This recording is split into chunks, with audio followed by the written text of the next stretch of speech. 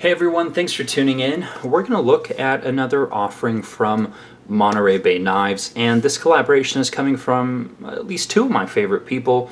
We've got Sanford over at Monterey Bay Knives, and we have Peter Carey, a custom knife maker of some notoriety. So pretty cool collab, two great people, at least two great people behind it. Obviously there's more people. But again, what I like about Monterey Bay Knives is they continue to bring amazing value propositions. So I know I've shown you guys a couple of these, but we had the McGinnis collab. The sprocket was possibly the first one that I showed you guys. I don't remember now. We had the XLC, which was, I'm pretty sure, their first integral full-size array Laconico design. Then they brought out essentially the smaller brother, which is the ECZ 2.0. I don't think I've done a video on this one, but definitely a more carryable size here. But again, the values and the fit and finish and the action, they found an amazing production partner overseas, but they again bring really great prices, really strong value. So we're going to look at this one. Again, this is the VLD, very low drag, collaboration with custom knife maker Peter Carey. So interestingly enough, this is the first collaboration that Peter Carey has ever done that has been made in mainland China. He's had a few collabs with Spyderco. They were done in Taiwan. He has a couple of different collabs he's done stateside, like the Nitro 5050, the Mini Nitro. He's got a Gordo collab going on. But this is obviously the least expensive of all those offerings. But it's not lacking in fit and finish in the least. So let's look at specs, and then we'll get into some details. Ships with a nice padded pouch. Again, good stuff. But I mean, maybe we should, well, now let's start with the specs, then we'll do price last. But where are we at here? We've got the Kershaw Dividend, always a good choice. And then we have the love it or hate it at this point, Spyderco Paramilitary 2. Trust me, I've seen the comments. Some of you guys love the size comparison. Some of you guys are really tired of seeing a Spyderco Para 2. But honestly, I think everyone's handled one at this point. So, I mean, it's pretty close in line size-wise with the Para 2, but obviously is significantly more cutting edge on this thing than the Para 2. Not hard to beat the Para 2, though, let's be honest. So, blade length 8 inches, handle length 4.5, blade length 3.5. The blade stock on the website is listed as 0.125. On my calipers, it actually comes in at 0.14. Thickness behind the edge with my calipers coming in at 0.025. So right in line, thickness behind the edge with the Para 2. Although we are looking at it's a hollow grind, but it's a low hollow. It's not a deep hollow. Or maybe we'll call it a shallow-ish hollow grind. So anyways, it still cuts very well. They put a great edge on it. The handle thickness coming in at 0.6 at the widest portion, although it is contoured, so fills the hand pretty well. Ceramic bearing, ceramic D10 M390 blade, 3D titanium clip, titanium liners. So, and then of course, kind of Peter Carey's signature pivot that everyone's used really without his permission. So, certainly a feature-rich knife with really good action, but the price point on their website, $200. So again, that's where that value really comes into play. Does weigh in at 4.4 ounces. So that should be pretty much all the specs for the most part here. So let's go ahead and move these out of the way, and then let's get into the details on this one. All right, let's do some up close here of this kind of shallow hollow grind. It's a satin M390.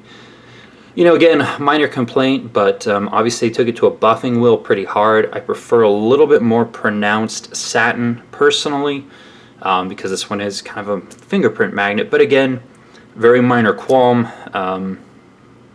You know, it's well executed. You know, really no complaints. It's an interesting grind. I was talking to Peter about it. Peter Carey, the designer, obviously, and he's like, he didn't really have a good reason. It's just kind of interesting, the fact that it kind of is upswept. It follows the path of the blade rather than being kind of straight across the top with a decreasing secondary bevel. But anyways, interesting knife. Again, cuts well, just a different look to it for sure. Jimming up the top, moderate traction. It's all right. But again, the nicest thing, or one of my favorite things about this knife is definitely the action. Some nice jimming. It has an outstanding sound, speed, smoothness, just stellar. Initially, the knife did have some lock stick, but that went away. This knife broke in just fine. I think it took about a week and a half, give or take, because we do have a titanium liner lock going up against the, come on, focus, the stainless steel tang. Some nice milling in there, so really easy to disengage, doesn't have a ton of lock bar pressure, so you know, makes flipping this one that much more enjoyable than otherwise. So yeah, again, we've got kind of the old school signature Peter Carey pivot there. Let's get up and close with the carbon fiber. I don't think that there were any voids, but you know, in high def here, something might be revealed to you guys.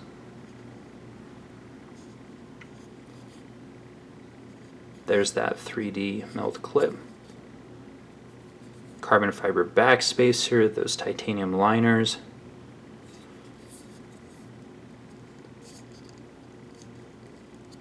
So I'm not able to touch the edge. I'm not able to hit a sharpened portion of it, so yeah. Well, there we go. Centering, spot on. Lock up. Ooh, I don't know, maybe 25%, maybe less, somewhere around there. Nice and solid. So I don't have any concerns about the lockup here. But anyways, so yeah, it's, you know, it's pretty nice. Really, the only qualm I have with it is just that the pocket clip on my reinforced jeans, that edge is a little bit too close to a 90-degree angle. And so on my jeans that have the reinforced pockets, it tends to grab. I tried it on jeans that just have standard, you know, non-reinforced lips or edges, and it didn't grab as much coming out of the pocket. But really, that's kind of my only qualm with the knife, is just maybe kind of reshaping the underside of that pocket clip would improve the function. Otherwise, you know, there's no hot spots on it. It's beautifully machined, looks great. You know, it goes with the design. So, and then again, the other thing is just I'd prefer a little bit more pronounced satin, a little less on the buff, a little less buffing on it. But anyways, so again, this is the Monterey Bay Knives VLD, very low drag, collaboration with Peter Carey. That name comes from actually a bullet Peter does reloading, and I guess one of the bullets he uses to seat in the case, that's the name of the bullet specifically. So yeah, but the cool thing again with Monterey Bay Knives in general, aside from the strong value proposition, is that they give the designers essentially a lot of leeway in terms of the approval of the production samples. So, you know, it's not, sometimes with the larger companies, what can happen is, you know, they send a prototype out to the designer's like, hey, I want this, this, this, and this changed, and the larger company might be like, well, yeah, we're going to fix this and this, and then it's going through. Like, we're not going to spend more time, or we don't have the time to mess with it, so it's just, we're doing what we're doing, and thanks for the input.